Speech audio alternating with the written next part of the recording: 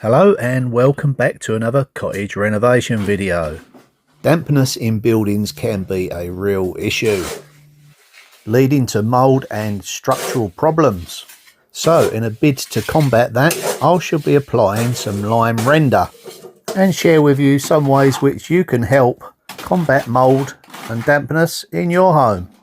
And don't forget to subscribe for more tips on renovation projects.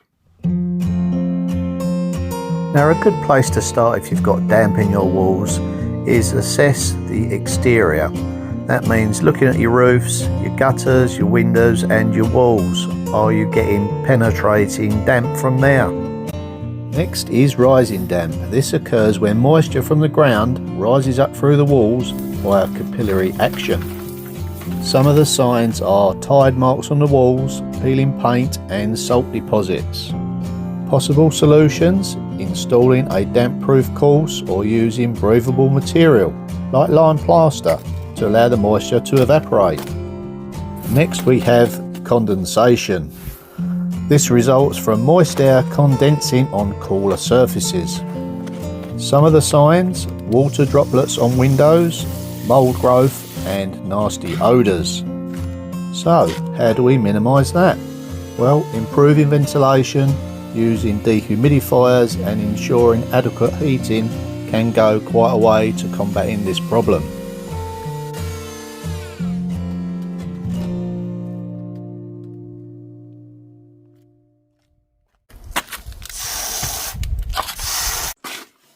I'm using a ratio of 2.5 sand to 1 lime. This may vary depending on what you're going onto. The wall that I'm working on is about 1/3 underground, so with no damp proof course it's vital that this wall can breathe. I did install an exterior membrane. This just helps to mitigate the amount that comes into the wall. So why use lime? Well, lime is highly breathable, allowing moisture to evaporate from the walls. This property helps prevent dampness and mould, making it ideal for older buildings that need to breathe. Lime has natural antibacterial properties which can help reduce the growth of harmful minor organisms on the surface, contributing to a healthier indoor environment.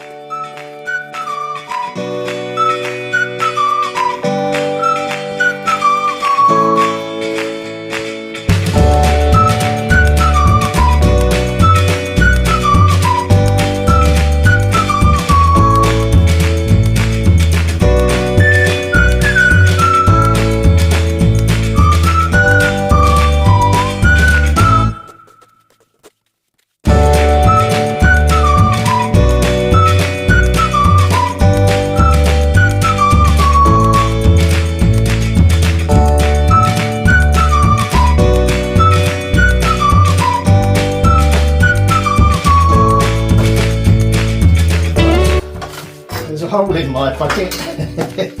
There literally is.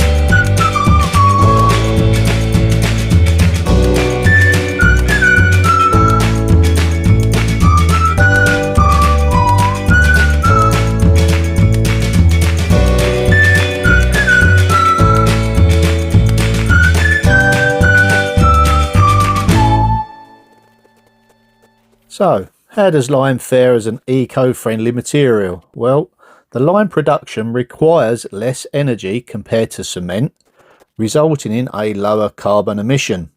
Additionally, lime absorbs CO2 during the curing process, making it a more sustainable building material. Right, before I do another mix, let's check in on those cats. As you'll see, Pixie, this one here, sticks to me like glue. He's always jealous when I stroke the other cats, but I'll give him as much attention as I can. Here's Jess, she's a little more serious. Lovely all the same. Here's Mummy Cat, Fifi. Now, where have you been? Looking for you. This one's called Dan Dan.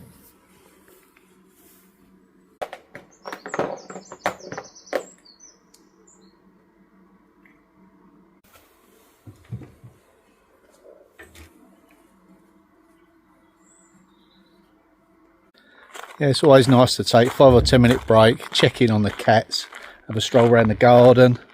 Yeah, I have to keep an eye on the produce because before you know it, you've got a glut of everything. We're just checking on these. These have done really good this year. We've had bucket loads. French beans. Yeah. Sam's going to make some chutneys. I think we're keeping that one for seed. Yeah. Let's check the greenhouse. Let's do some gardening later. Boy, does it grow. Oh yeah, plenty of tomatoes. We just need to cut back some of the greenery so we get a bit more sun, because the sun is not as strong this time of year. Yeah, that's coming along nicely.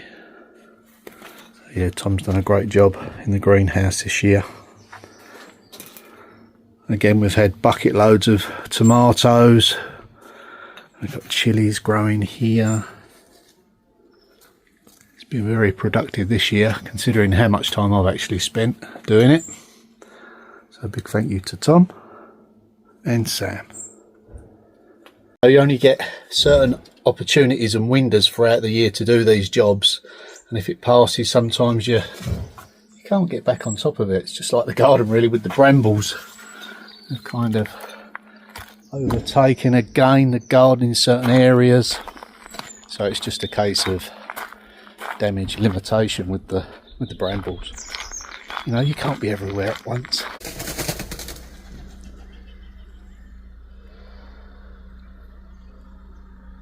And yes, work continues on the roof. I just do what I can in between other jobs, slowly working my way along, repairing as I go. Fingers crossed a roofer will be in touch soon and we can progress a little bit quicker with this project.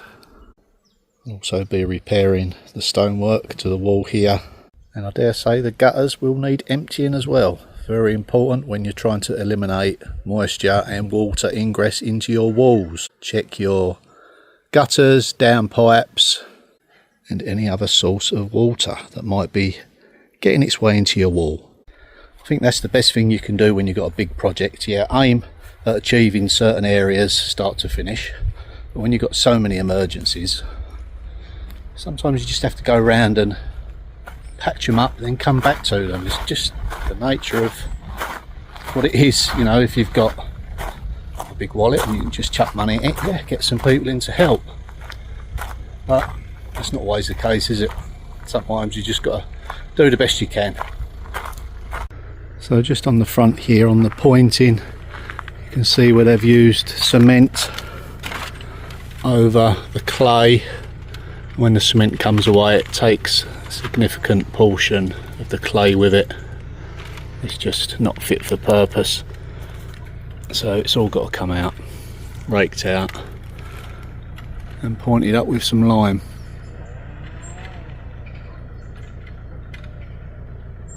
And here was a quick repair job. It's either dried out too quickly or put in too thick. That's the dangers when it's done. When it's too hot, it pulls the moisture out and it can crack. Some of these cracks will seal over, as mentioned, but that will be raked out and then done uniformly when we do all of it. Some of the pointing styles that they had was absolutely dreadful. I think it was just a case of toss it over, because that doesn't look very nice, does it? But it was the quickest and easiest way they probably found to do the job. Right, let's get back in here. I'll get another mix going. I've just got to highlight a few more stones in this area. Probably going to go for that one.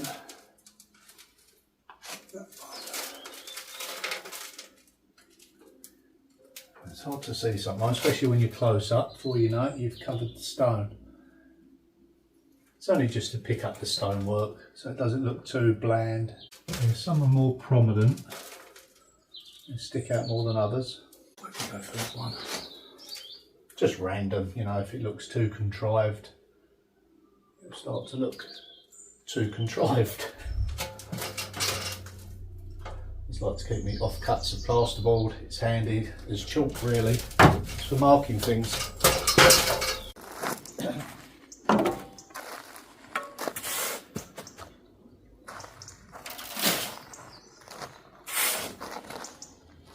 Sounds like the farmer's back, putting cows back out in the fields, in the meadows, which is always a nice sign.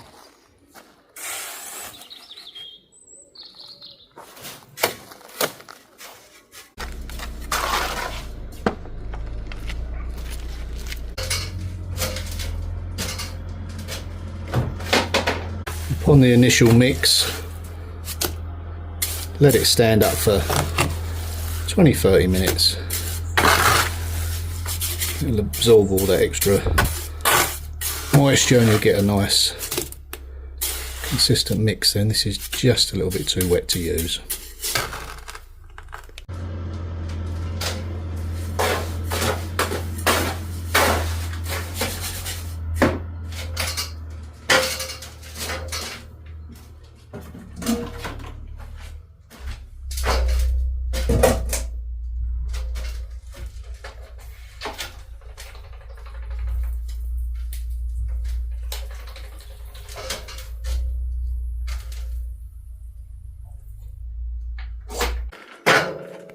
I've wetted the wall down.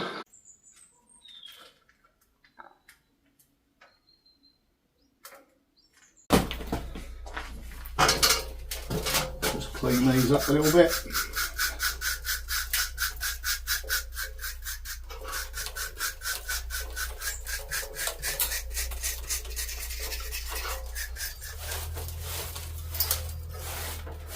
Most of this will be covered up with the bookshelf.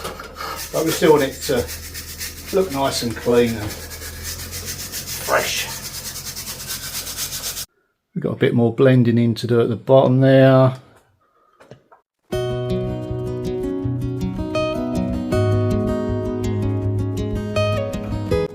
Another interesting fact about lime is thermal regulation. Lime plaster and render can help regulate indoor temperatures by absorbing and releasing heat, contributing to a more comfortable living environment.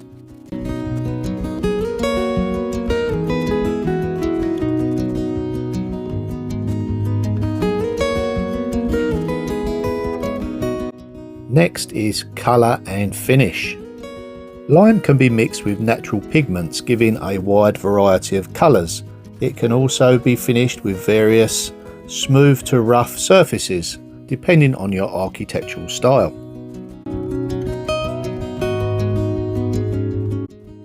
Lime has been used for thousands of years, dating back to ancient civilizations like the Egyptians and Greeks and Romans.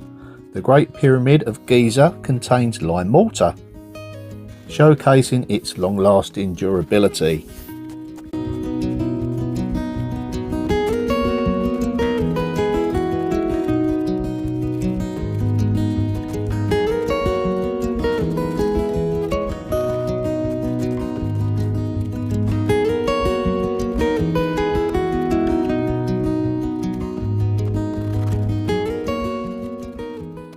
So just a bit of cleaning up on the stones to the right and a bit of feathering in below the stones there. Unfortunately the sand is it's picked up a lot of big stone because I'm getting lower down in the pile, and it's extremely difficult to smooth off, but you know, we're almost there with it.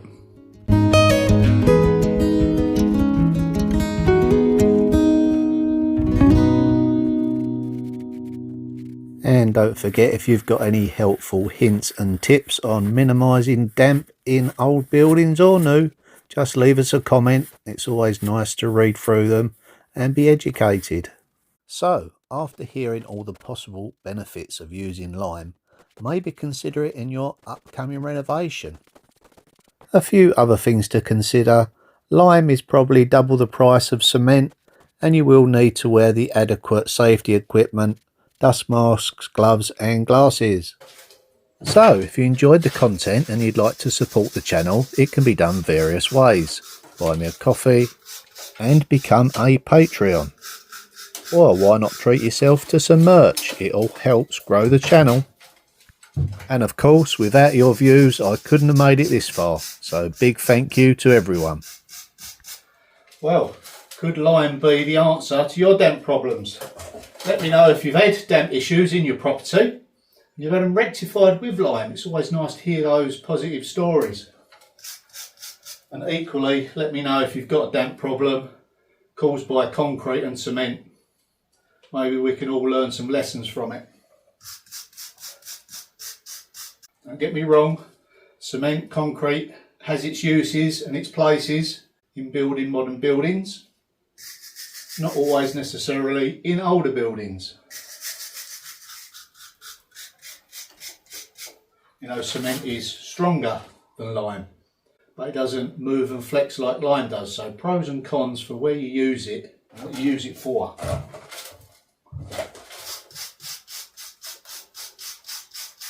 Yeah, it's looking better already. Well, that's it for this video. See you in the next one. Bye for now.